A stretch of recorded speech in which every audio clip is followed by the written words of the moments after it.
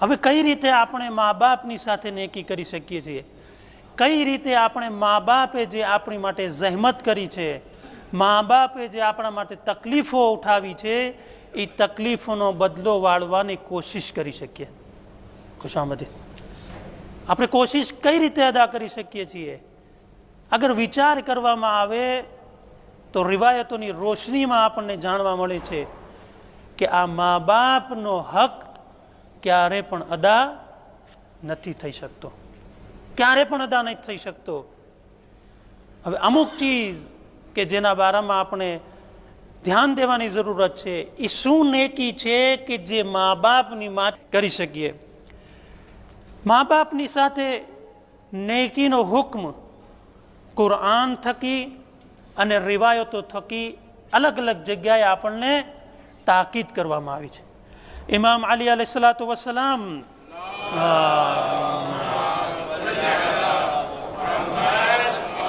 ફરમાવે છે કે સૌથી મોટી અને મહત્વની જવાબદારી તે છે કે માતા પિતાની સાથે નેકી કરે, મા બાપની સાથે સારું વર્તન કરે. માતા પિતાની સાથે નેકી કરવાના કારણસર દુનિયા અને આખિરતની બલંદીઓ નસાત મળે છે. દુનિયાની પ્રકારની અલગ અલગ પ્રકારની પરેશાનીઓનો હલ મા બાપની સાથે નેકી કરવામાં છે.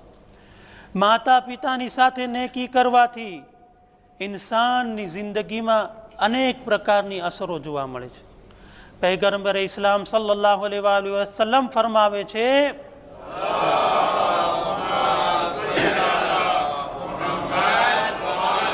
કે અલ્લાહે ચાર ચીજમાં રાખી છે. સૌથી પહેલું બરકતુલ ઇલ્મ ફી તાઝીમ અલ ઉસ્તાદ. ઇલ્મની બરકત શેમાં છે? ઉસ્તાદનો એહતરામ કરવામાં. પછી પૈગંબર કહે છે વ બકાઉલ ઈમાને ફી તાઝીમિલ્લાહ. ઈમાનનું બરકતનું બાકી રહેવું અલ્લાહની અઝમતને કારણે. અગર દિલમાં જેટલી અલ્લાહની અઝમત હશે એટલું ઈમાન ફોર અને મજબૂત થશે. અને ત્રીજું પૈગંબર કહે છે વલઝ્ઝતુલ આઈશે ફી બર્રિલ વાલિदैन. કે જિંદગીની મજા શેમાં છે? મા બાપની સાથે નેકી કરવામાં છે. અગર કોઈ ઇન્સાન મા બાપની સાથે નેકી નથી કરતો, મા બાપની સાથે સારું વર્તન નથી કરતો, તો જે જિંદગીની મજા છે, જે જિંદગીની ચાશની છે, મીઠાશ છે, એ મીઠાશને ક્યારેય પામી નહીં શકે. અને ચોથી ચીજ વન નજાતુ મિનન નાર ફી તરકે ઇઝાઇલ ખલ્ક. કે જહન્નમની આગથી નજાત મેળવવી હોય તો મખલૂકે ખુદાને ધ્યાનમાં રાખે. અલ્લાહની જે મખલૂક છે, હવે તમે જુઓ મખલૂકની વાત છે, શિયા અને મુસલમાનનો દરજ્જો તો અલગ છે.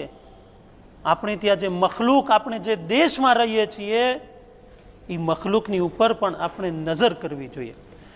ઇમામ સાદિક અલૈહિસ્સલાતુ વસ્સલામ ફરમાવે છે કે જે કોઈ ચાહતો હોય ખુદાવંદે આલમ સકરાતે મોતને તેના માટે આસાન કરે તો તેના માટે જરૂરી છે કે પોતાના સગાવાલા, પોતાના માતા અને પિતાની સાથે નેકી કરે.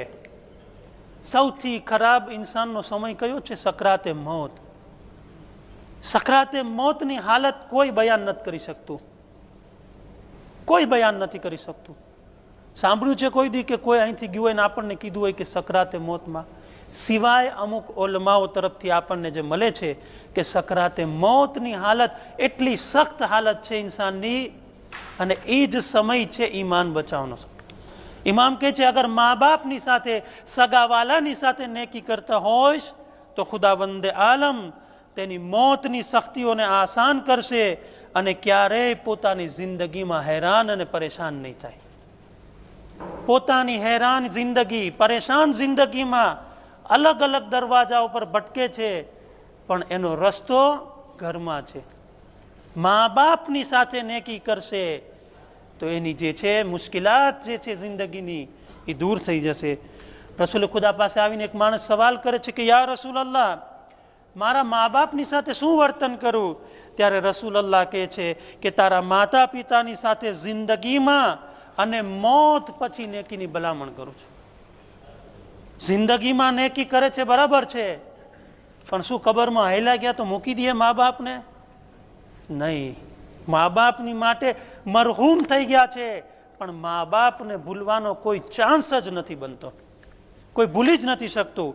અને બીજી એક રિવાયતમાં ઇમામ સાદિક અલૈહિસ્સલામ ફરમાવે છે એક માણસને સવાલના જવાબમાં કે તમારા પિતાની સાથે નેકી કરો કે તમારી ઔલાદ તમારી સાથે નેકી કરે. સવાલ હોય છે ને બધાનો કે દીકરો સામું બોલે છે, તું તારા પાસ્ટમાં જો તું તારા બાપની સામું બોલ્યો જ કે નથી બોલ્યો? દીકરો માથું કાઢે છે, તું તારા પાસ્ટમાં જો તે તારા બાપની સામે માથું કાઢ્યું તું કે નહોતું કાઢ્યું? આ ઇમામ કહે છે કે અગર તું તારા બાપની સાથે નેકી કરીશ તો તારી ઔલાદ તારી સાથે નેકી કરશે.